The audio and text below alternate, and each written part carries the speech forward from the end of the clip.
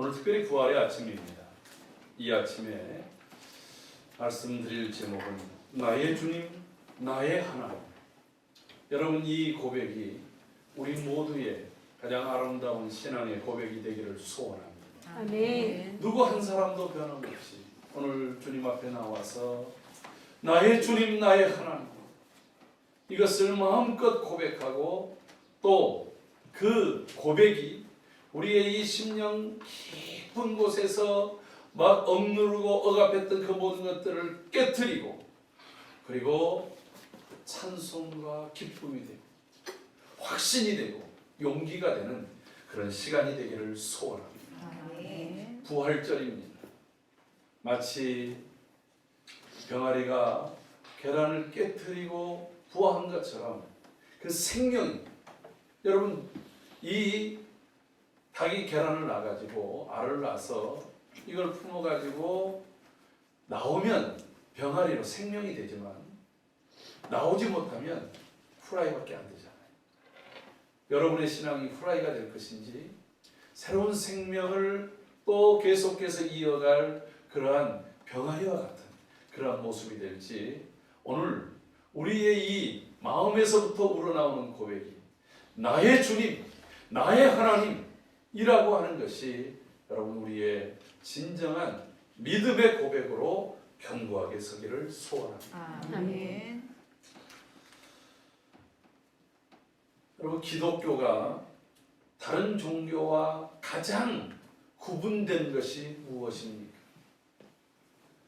물론 주님이 하나님께서 친히 인간의 육신의 몸을 입고 세상에 오셨다는 것, 이것도 구분이 되어집니다.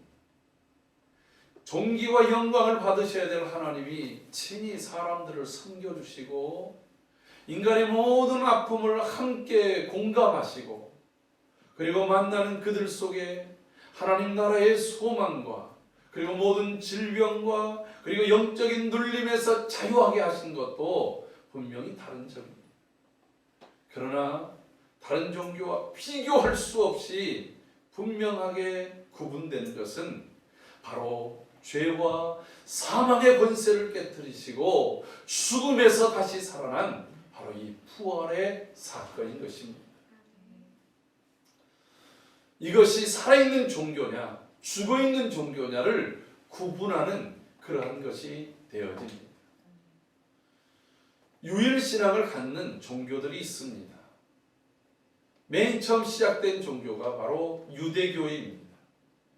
그리고 기독교 안에는 카톨릭, 우리 또 이 개신교 안에도 여러 성공회, 정교회, 그리고 또 여러 루터교, 그리고 또 교파별로 장로교, 감리교, 성결교, 침례교, 이렇게 오순절까지 많은 그런 것들이 있지만 어쨌든 이러한 종교들이 유일신앙을 가지고 있는 종교들, 그리고 맨 마지막에 이슬람교까지. 그런데 그 이슬람교, 지금 세계에서 그 숫자로, 단일 종교의 숫자로 가장 많은 인구를 가지고 있는 게 이슬람교예요. 이제 거의 한 19억이 넘어섰을 것입니다. 그런데 이 이슬람교 또 유대교와 기독교의 가장 근본적인 차이는 무엇이냐면 바로 부활입니다.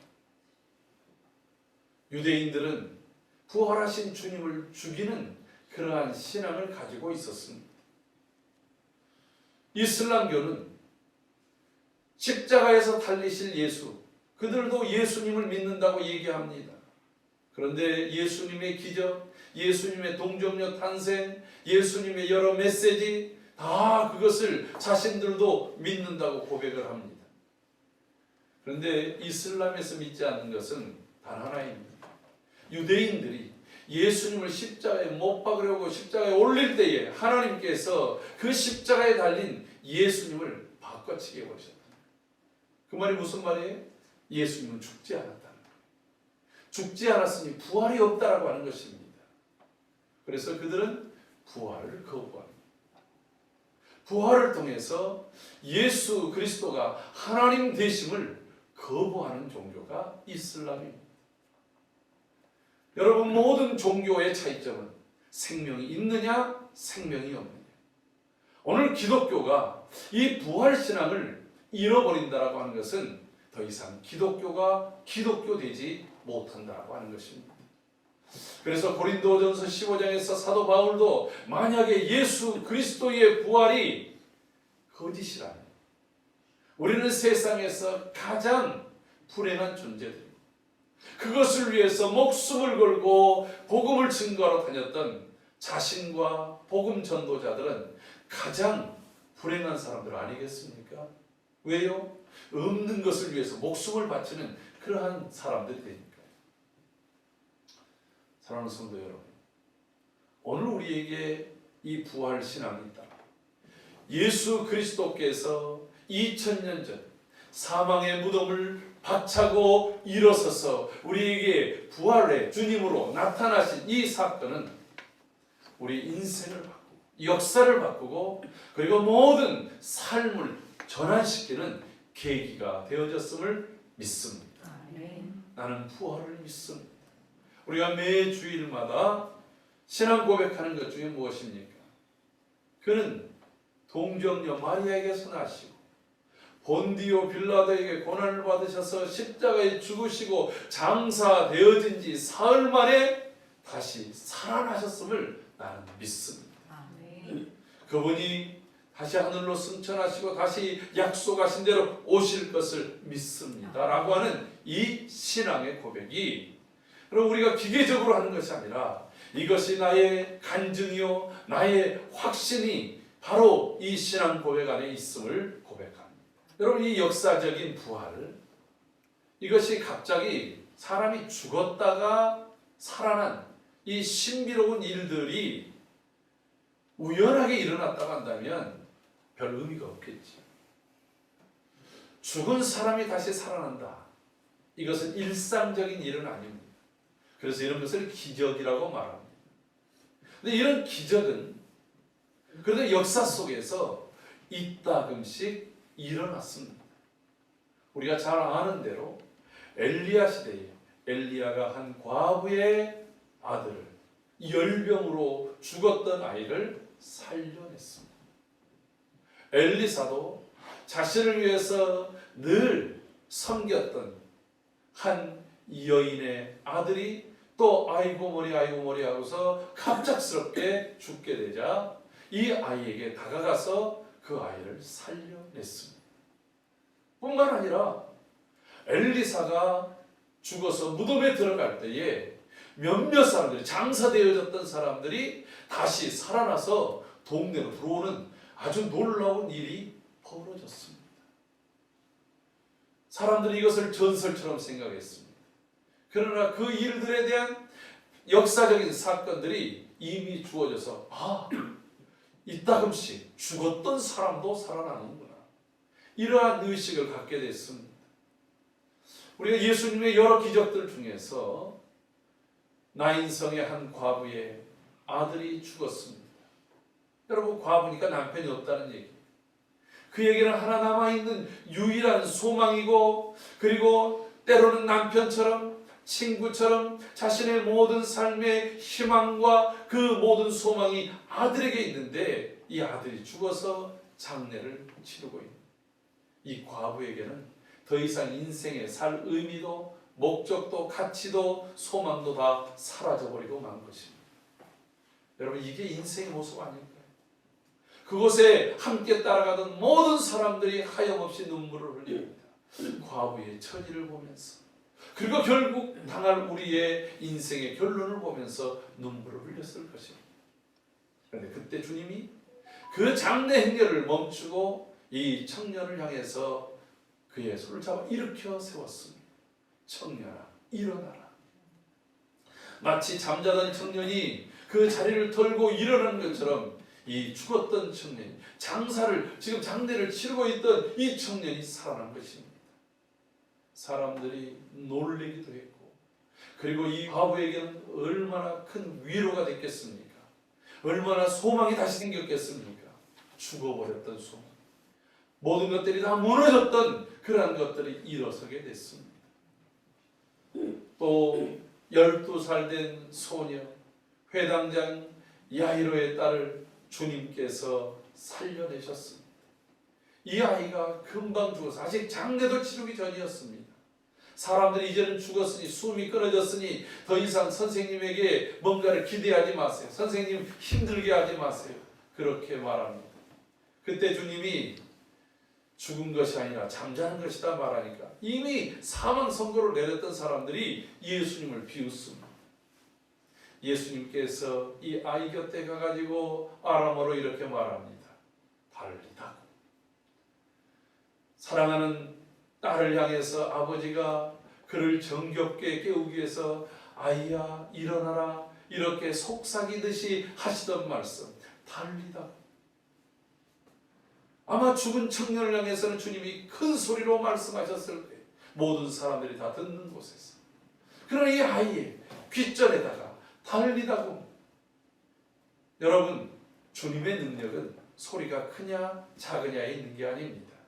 주님 자체가 생명이고 주님 자체가 능력이고 주님 자체가 진리이시기 때문에 그 말씀이 선포될 때마다 그 말씀대로 역사가 일어나는 줄로 믿습니다. 아멘. 이 아이가 그 자리에서 사뿐히 일어나는 거예요. 여러분, 이 부모가 지금 이 아이가 살아나는 모습을 보면서 어떠한 마음을 가졌겠습니까? 그곳에 있는 사람들에게 충격을 줬습니다. 분명히 이 아이는 100% 죽었는데 예수님 한마디가 죽은 자를 살려낸 것입니다. 요한복음에서 예수님의 7가지 기적을 표적으로 사인으로 보여주는데 그 표적들은 예수 그리스도가 곧 하나님이시라고 하는 예수님의 신성을 드러내기 위한 그러한 기적들이었습니다. 그 7번째 하이라이트가 바로 예수님의 친구 나사로를 살리신 것이었습니다. 그는 이미 죽은 지 나흘이나 됐습니다. 그래서 무덤에 이미 들어갔습니다. 우리가 잘 아는 대로 유대라고 하는 나라는 이 겨울빼놓고는 매우 덥습니다. 낮은 매우 덥고 밤은 또 일교차가 심해집니다. 그래서 시신이 금방 상하기 때문에 죽은 당일날 무덤에다가 집어넣습니다. 부패가 금방 되어집니다. 사람들에게 나흘이라고 하는 것은 이미 죽었다는 거예요. 이미 끝났다는 거예요. 이제는 돌아올 수 없는 강을 건넜다는 거예요. 죽음의 강을. 그런데 예수님이 그 무덤 문을 열게 하시고 큰 소리로 외치십니다. 나사로야 나오라. 여러분, 이 한마디, 죽은 지 나흘 됐던 나사로가 무덤에서 나오는 거예요. 걸어 나오지 못했습니다. 왜냐하면 배로 꽁꽁꽁꽁 그를 동요했기 때문에 그는 배에 꽁꽁 묶인 채로 쿵쿵거리면서 나옵니다. 주님이 말씀합니다. 풀어서 돌아다니게 하라. 사람들이 그 나사로의 무덤 가운데 함께 몰려와서 그것을 봅니다. 여러분, 이 사건으로 인해서 수많은 유대인들이 예수님을 믿게 됐다. 그리고 또한 바리새인들과 사두개인들 그리고 대제사장의 무리가 이 사건으로 인해서 예수님을 더 죽이겠노라고 하는 그런 굳은 결심을 하게 됐던 것입니다. 여러분, 이런 일들이 다 놀랄 일이에요. 예수님께서 십자가에 못 박힐 때도 무덤이 열리면서 죽었던 몇몇 사람들이 살아서 돌아온 사건들도 있었습니다.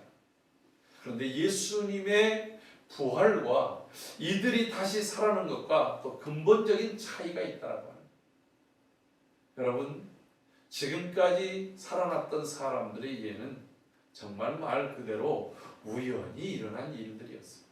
물론 그 속에는 하나님께서 그들을 살려내시면서 하나님의 뜻을 보이시고자, 하나님이 생명이시다, 하나님이 말씀하시면 이와 같이 죽은 자들이 살아날 수 있다. 에스겔 환상 속에서 보여줬던 것처럼 마른 뼈와 같은 자들도 하나님이 생기를 불어 넣으시면 그들이 생명이 되고 군대가 되고 하나님의 역사를 이룰 수 있다라고 하는 하나님께 생명이 있음을 가르쳐주는 사건들이었습니다. 근데 오늘 주님의 부활은 하나님께 생명이 있다라고 하는 것을 보여주실 뿐만 아니라 아까 우리가 성신 낭독을 할 때에 고린도전서 15장에서 이렇게 말합니다. 예수님께서 이 땅에 오신 것이 성경대로 오셨고 예수님께서 성경대로 고난을 받으셨고 장사 지낸 바 되었다가 성경대로 다시 살아나셨다라고 합니다. 할렐루야. 이미 예수님의 죽으심과 부활은 하나님의 약속이고 그 약속의 성취라고 하는 거예요. 그러니까 이것은 우연히 되어진 일이 아니라 하나님께서 인류 죄로 인해서 사망에 들어가야 됐고 이미 심판에 놓여져 있는 인류를 구원할 수 있는 유일한 길이 죄 없으신 하나님이 이 땅에 오셔서 여자의 몸을 입고 오셔서 뱀의 그 이빨에 그 다리가 상하듯이 고통을 당하십니다.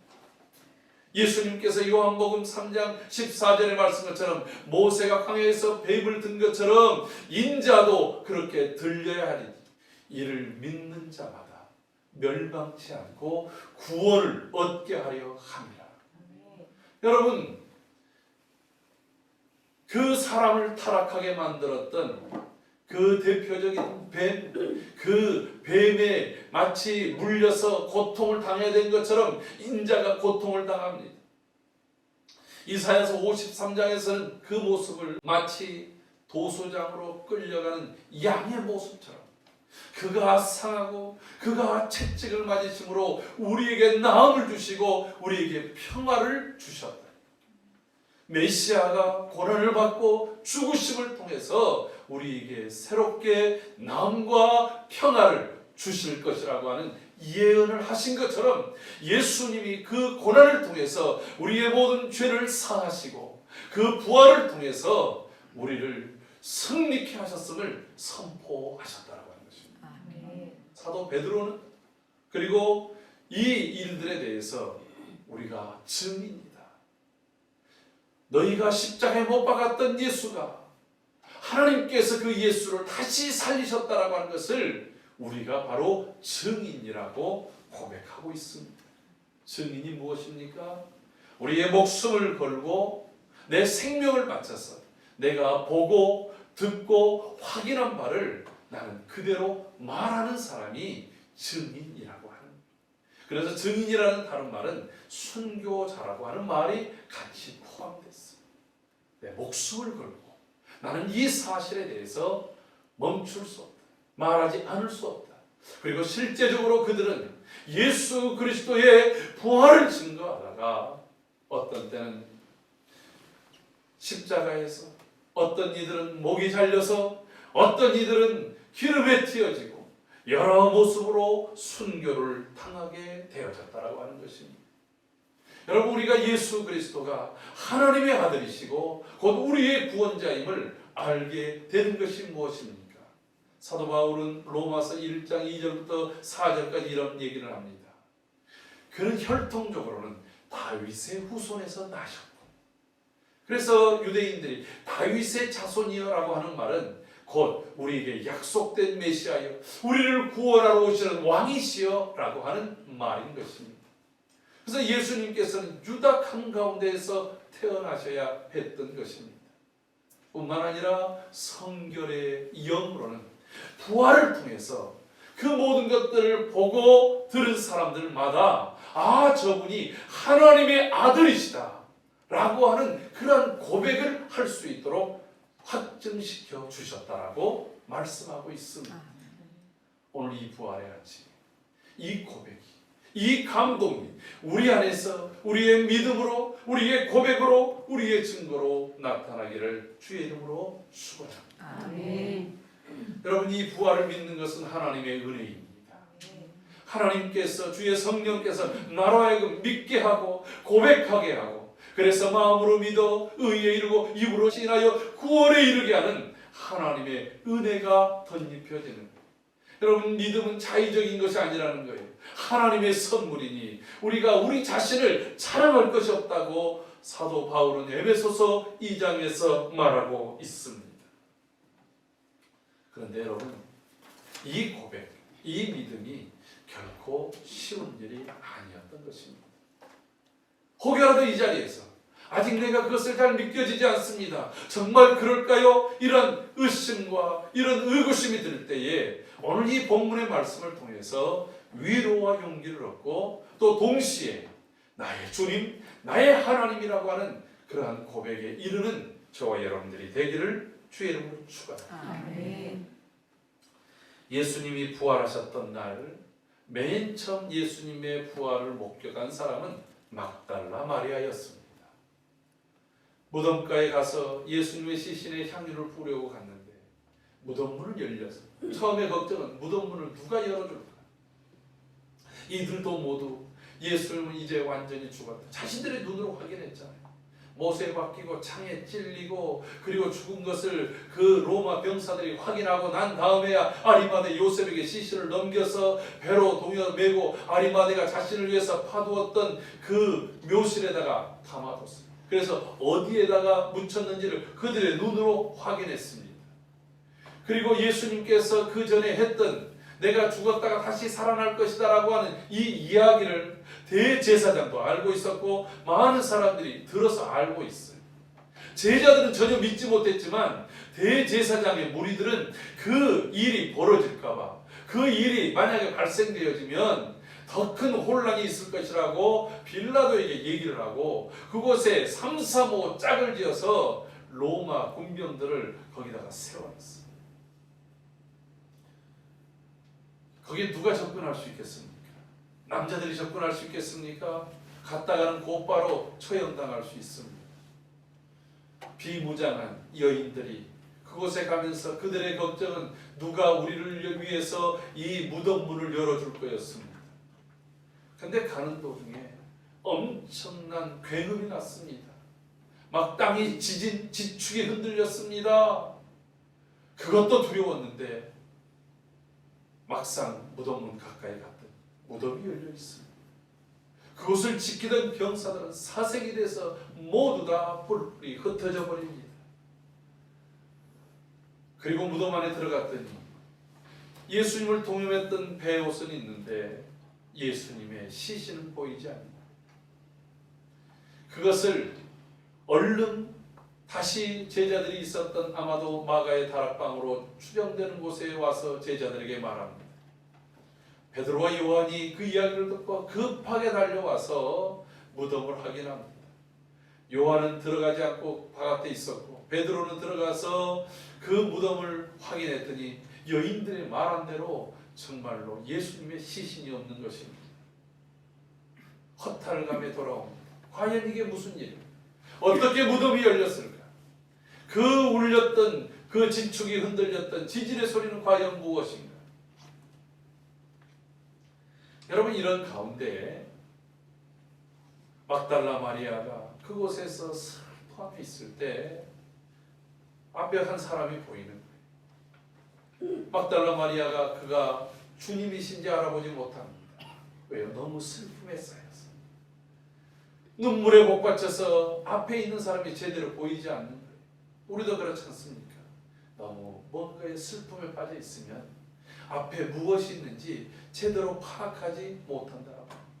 두 번째로는 이미 주님이 죽으셨기 때문에 주님이 살아날 리 없다라고 하는 고정관념은 예수님을 예수님으로 바라보지 못하는 거예요. 엠마오로 가던 두 제자도 마찬가지입니다. 예수님이 그들 곁에서 함께 걸어가고 함께 이야기를 하고 오랜 시간 동안 있었음에도 불구하고 예수님이 예수님으로 보이지 않는 거예요.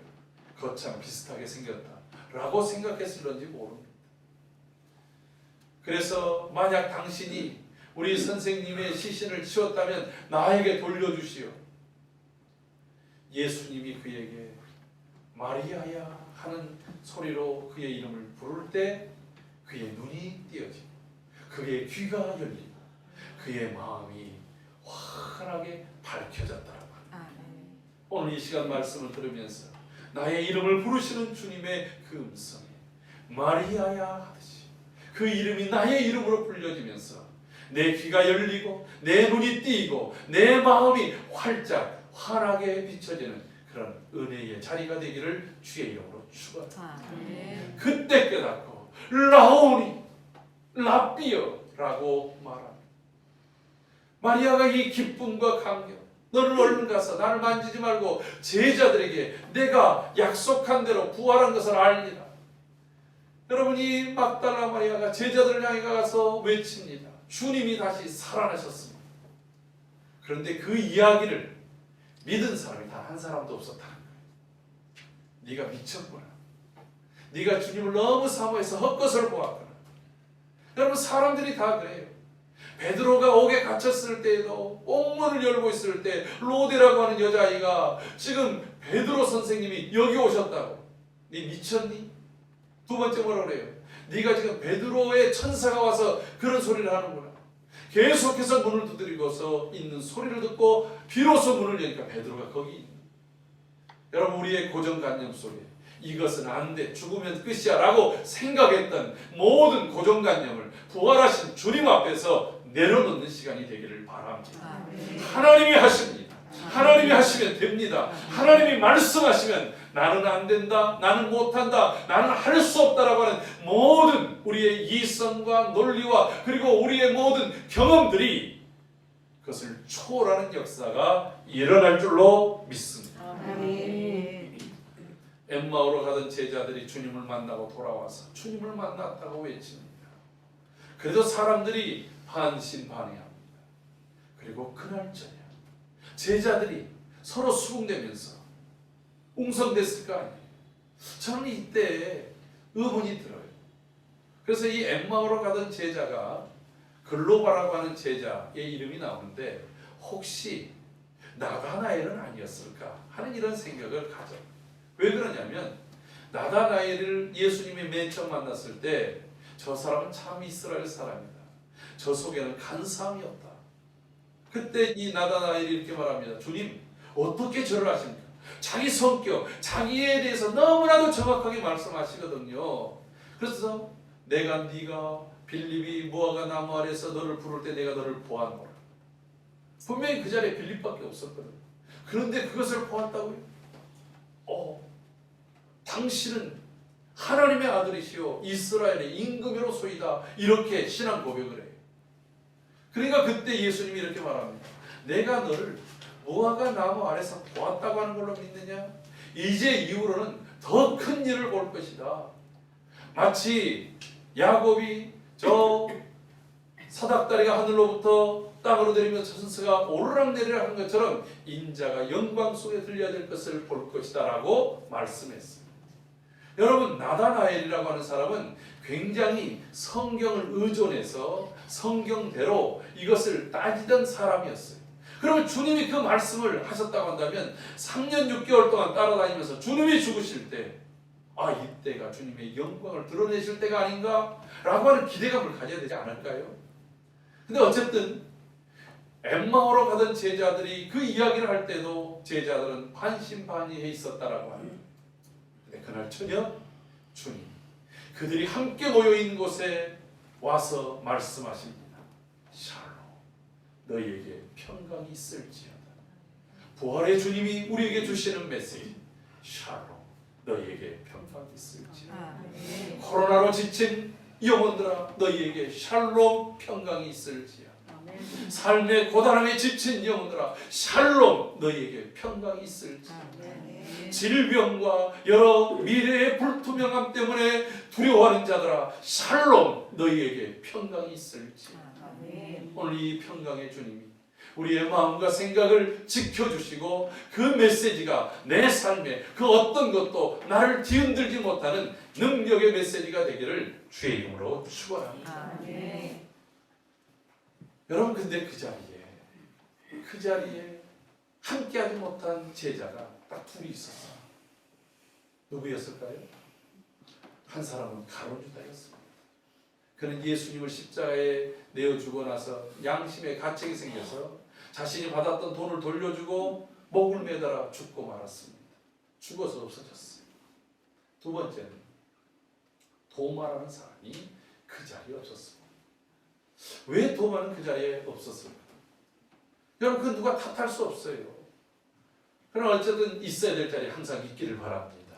예배하는 자리, 함께 은혜 받아야 될 자리, 하나님이 약속하신 그 자리에 항상 함께 머무르는 그러한 저와 여러분들이 되기를 바랍니다.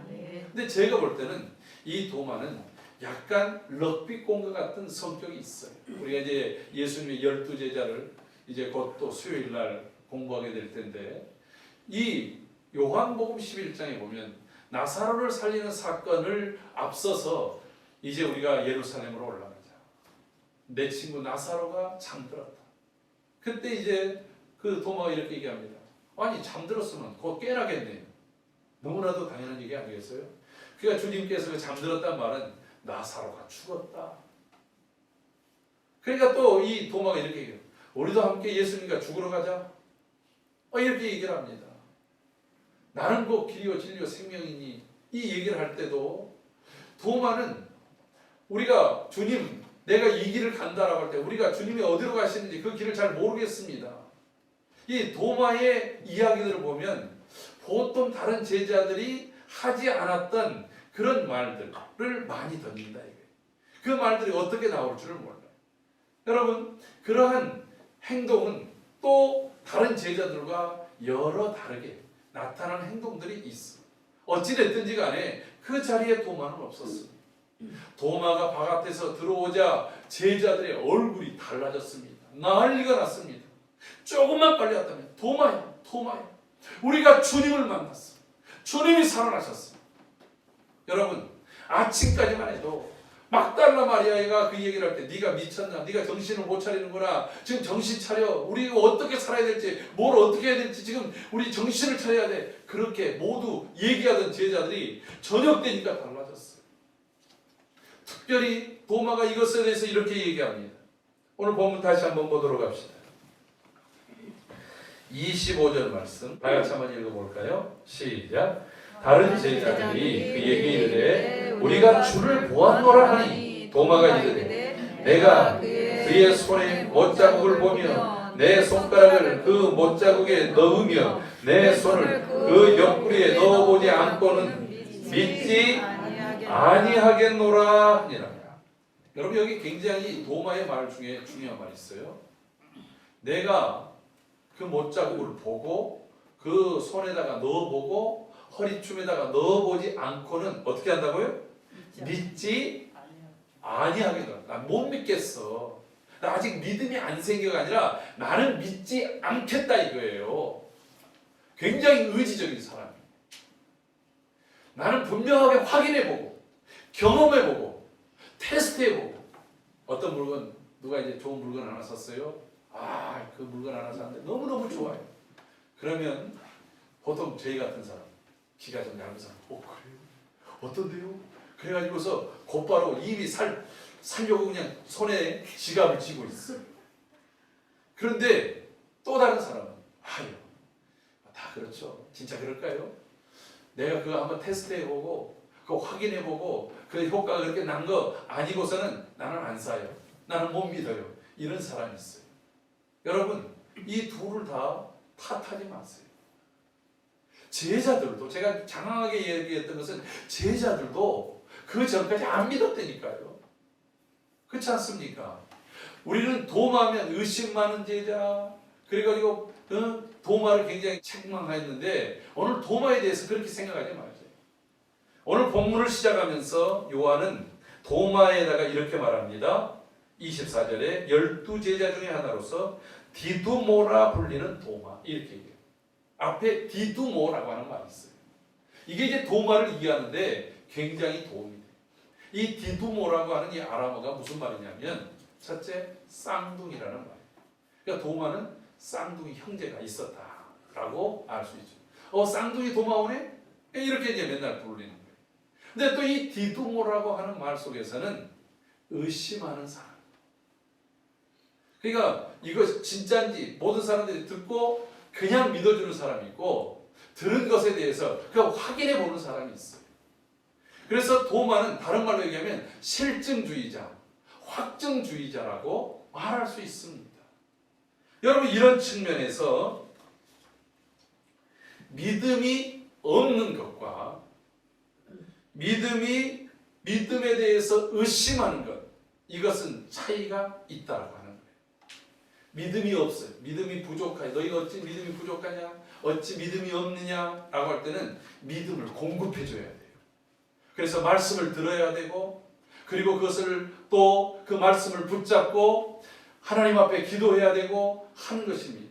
왜요? 우리가 믿음이 생겨나는 것은 말씀을 들을 때, 그래서 열심히 말씀을 듣고 읽고 묵상하고 그 말씀을 따라 지켜나갈 때에 우리의 믿음이 자라가는 거예요. 여러분, 믿음이 자라가기를 원합니까? 큰 믿음 갖기를 원합니까? 하나님 말씀 앞으로 나오세요. 성경을 열심히 읽으세요. 밥을 굶더라도 성경을 읽으시기 바랍니다. 내가 성경을 읽지 않고서는 하루를 시작하지 않겠노라라고 하는 그러한 마음의 결단을 해야 됩니다. 그래야 믿음이 생기기 때문에.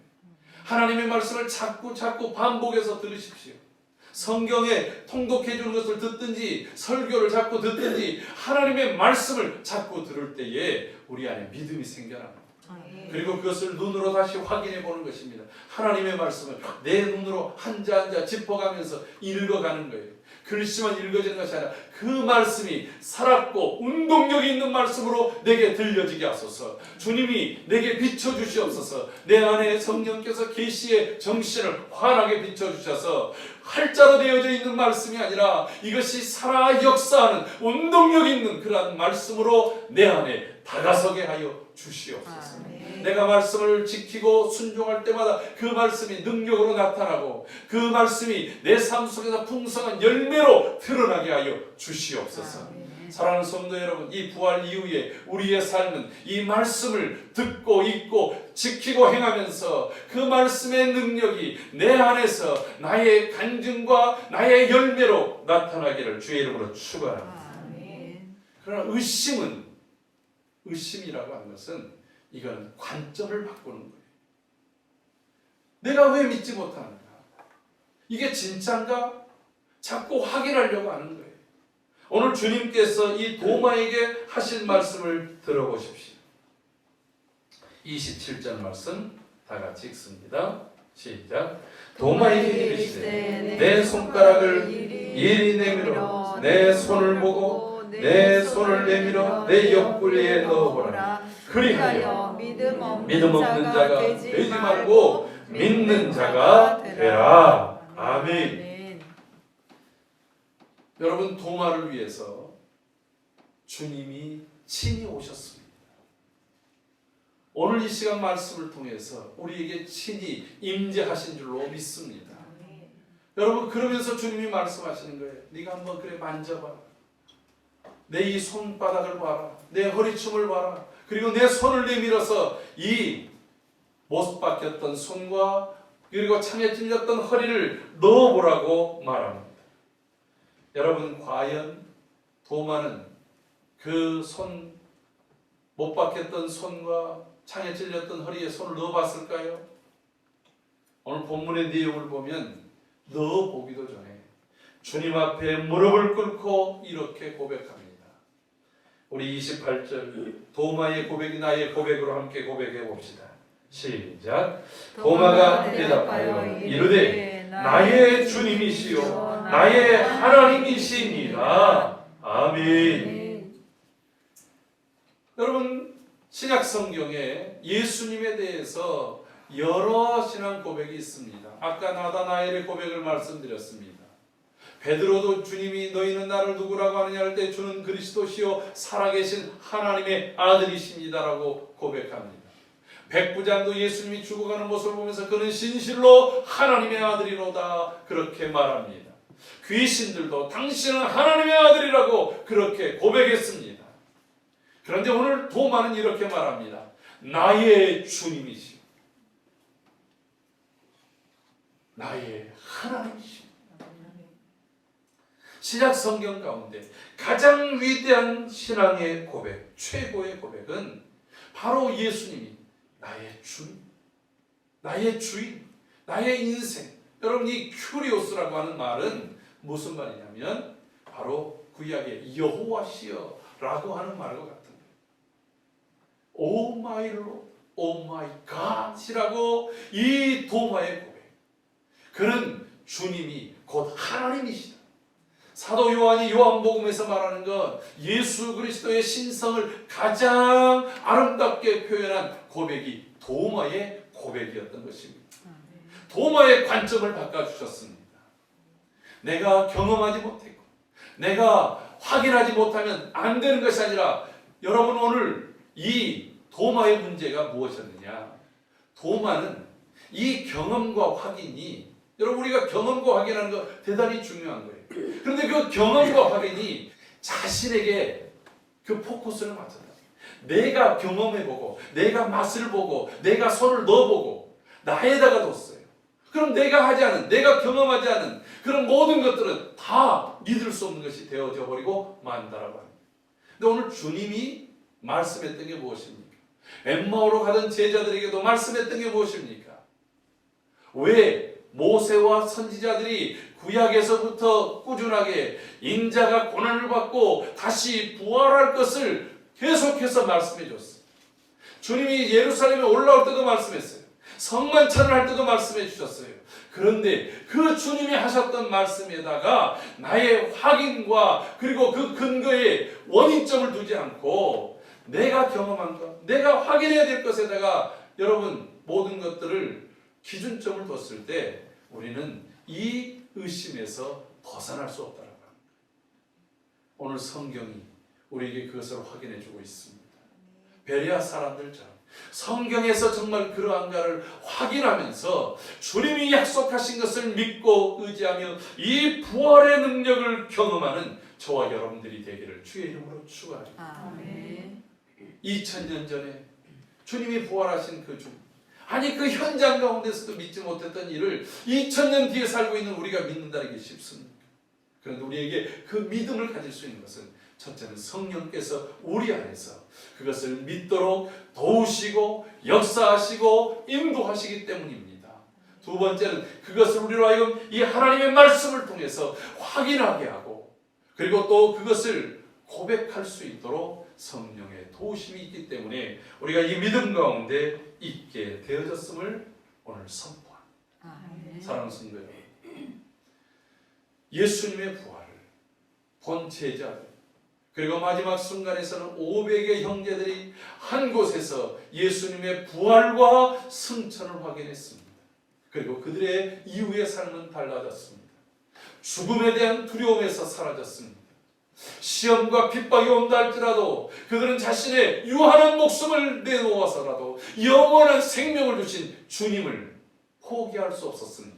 증거하는 일을 멈출 수 없었습니다. 그 능력을 가지고 세상이 감당하지 못하는 그러한 부활의 증인, 부활의 믿음을 가진 사람으로 이 세상을 살다가 승리의 영광의 천국을 맞이하게 됐던 것입니다. 사랑하는 성도 여러분, 우리가 이 믿음을 가지고 다시 살아갑시다. 이 부활의 능력을 날마다 확인하며 이 부활의 소식을 증거하는 삶이 저와 여러분의 삶이 되기를 주의 이름으로 축원합니다.